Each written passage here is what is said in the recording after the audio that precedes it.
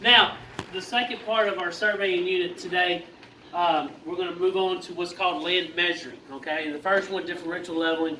We learned how to set up a profile. We learned how to set up a rod. We learned how to read the rod. Where is young Mr. Wilson?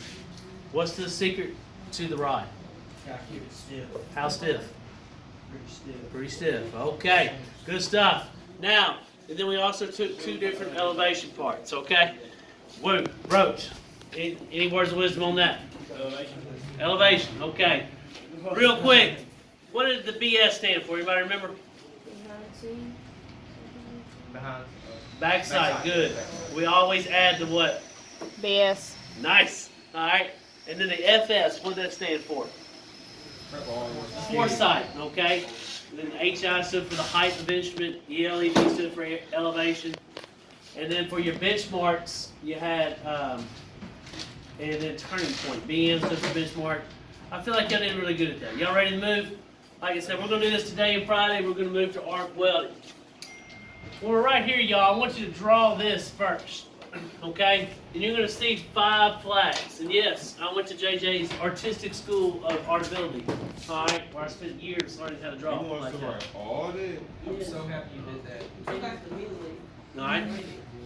Now, when you're writing this up here, we're going to head outside in a few minutes after we go over the notes.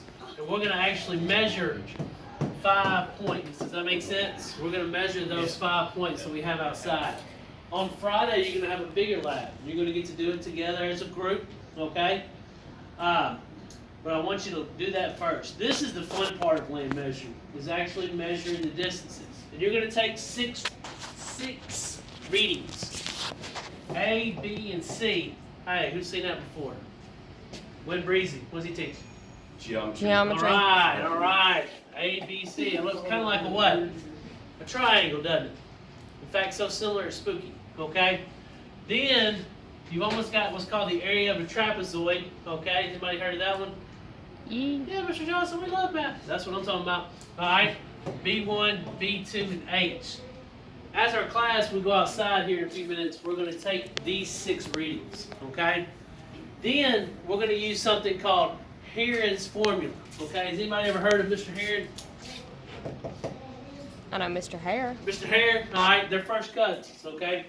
Mr. Heron was a German mathematician over 500 years ago.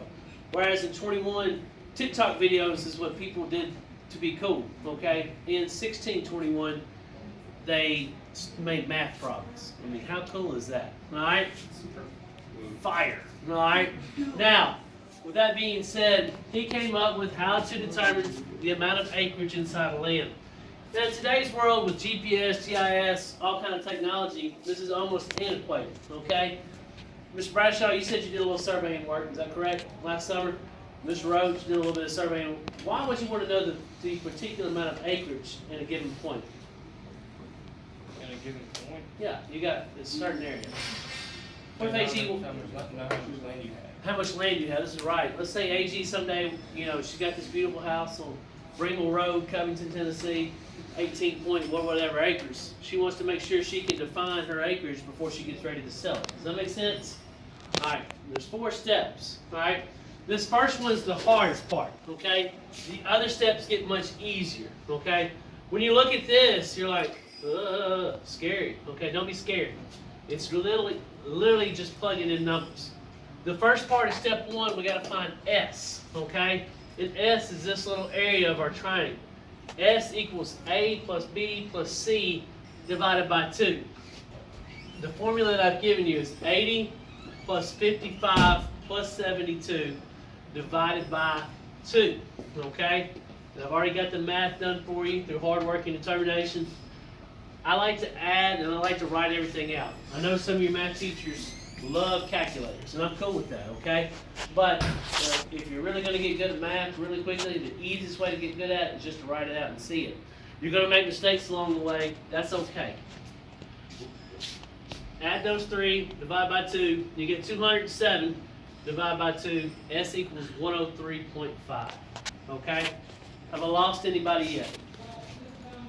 Okay, remix. Tell me where you lost, brother.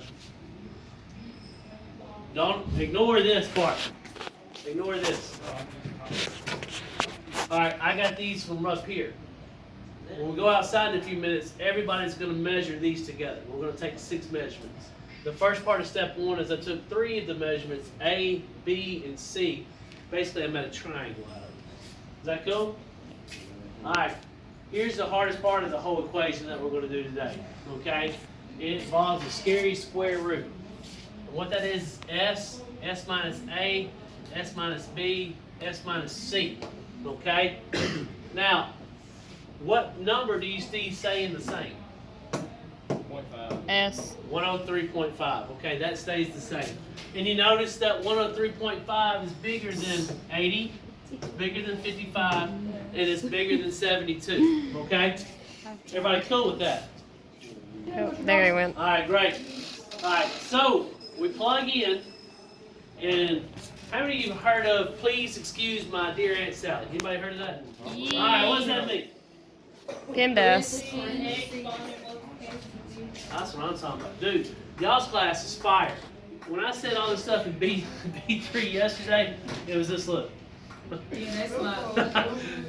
Y'all are in 21 lingo, Mr. William, on point, okay? So, we're going to plug in our S, and then S minus A, S minus B, S minus C. We're going to get 23.5, 48.5, 31.5. I subtract those points. Everybody cool with that? Hold on, don't erase nothing. Oh, I'm not erasing a thing. Alright? Once I do the parentheses, I've still got what on the board? More parentheses. I'm going to multiply these 3, get this outlandish number. But I still got parentheses, so I'm going to multiply those together, get this ginormous number, and then I'm going to take the square root of it. It's a lot of work for a little number, okay? But it will make sense, especially after we do it ourselves. Everybody cool with that? Yes, sir. Alright. Now, we've got 3 more steps if they get easier. Alright, step 2. Step 2. Alright. And we're going to plug this part in. This is basically our trapezoid part of Kieran's formula. What's H say up there? 150, good. And B1 is what? 104. Alright, B2 is what? 112, okay? We're going to divide that by 2. I'm going to do my parentheses first because I like to party. Alright, I'm going to continue to do my parentheses first because I still like to party. 108 times 150 will give you 16,200. Somebody check that, make sure I'm right. But I feel like it's a pretty good guess. What do you think? Somebody check it? Hold on, I'm trying to Take check 108, this. Work on multiply it the times board. 150. Make sure I'm writing down the same thing. That's what I'm checking. Yep, you're right. All right. Now, I'll tell y'all this. I love a lot of things from growing up. Math was like my jam, however you want to word that. Okay? I love math. Now, step 3. Step 3 is really, really simple too. Once we get this number and this number over here, Oh, and y'all notice I got a lot of things in boxes. Anybody want to take a stab while I put things in boxes? because that's what we need. That's what you need, and you can also see it, and also you can find it. Step 3 is you're going to take your answer from step 1, you're going to add it to step 2, and that's going to be your total for step 3. Okay? So, what was my step 1 answer? That over there? Yeah. That was the whole thing was step 1. Yep. Okay. 1,927.6591. Great. And I'm going to add 16,200. Hey, y'all better not go. Uh-huh. I know I got 2 classes with y'all. That's it. Okay? That's it. These are mine.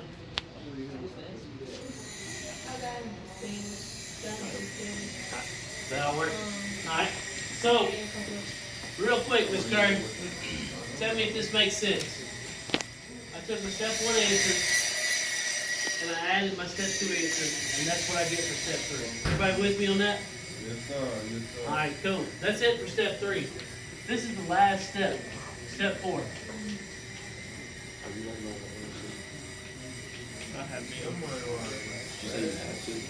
I'm gonna take my step 3 answer and I'm gonna divide by something, okay? Bonus question for all you agricultural superstars. How many square feet are in an acre? Anybody know? 43,000 something, something, something. That's a good answer. Very impressed, Mr. Roach. Very specific. 43,560. How you know that, man? Alright. Now, Smart. now, real talk. That ain't it, Hey, Avery. hey. Stick with me for like 10 seconds. Someday when you build that house, like AG was wanting to sell in our example at the very, very beginning, you know, a lot of people measure house by the number of square feet. Does that make sense? And so, like, if we took this room right here, how many square feet do you think it is? About 300. All you gotta do, in theory, if you wanna get real practical, is count every square going from here to here, count every square going there to there, multiply, okay? Now, some people live in like a 4,000 square foot house. That's huge, okay? Some people live in a 10,000 square foot house. Alright, that's like 1/10 of an acre. Where we went second block over to Schuyler's, that little cow pasture, that's almost 30 acres, okay? Now, reason why we say all this number never changes. This is the one consistent.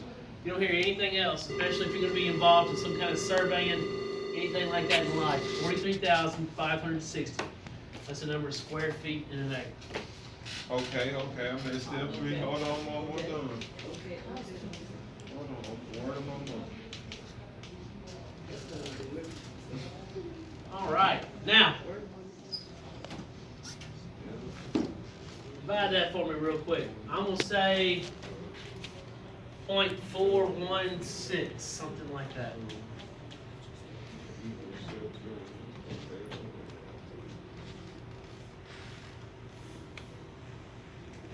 Avery, divide it. I'll do it in my head real quick. Mm. I think it's right. What do you think, Mr. Smith? You said 4.1? I think so. Let's see what he gets. I got 1,537. All right. There you go, Rose. 0.4168. All right, so All right. step Now, why do you think I wrote the word acres after that? Final answer is saying square feet. You guys are geniuses. All right. Make sure you got those notes. Everybody cool with that? Hold on. All good. Please don't erase it. Oh, I'm not erasing a thing. It's going to be up there till the end. All right. So that concludes Google Class. Follow me on MySpace. Woo.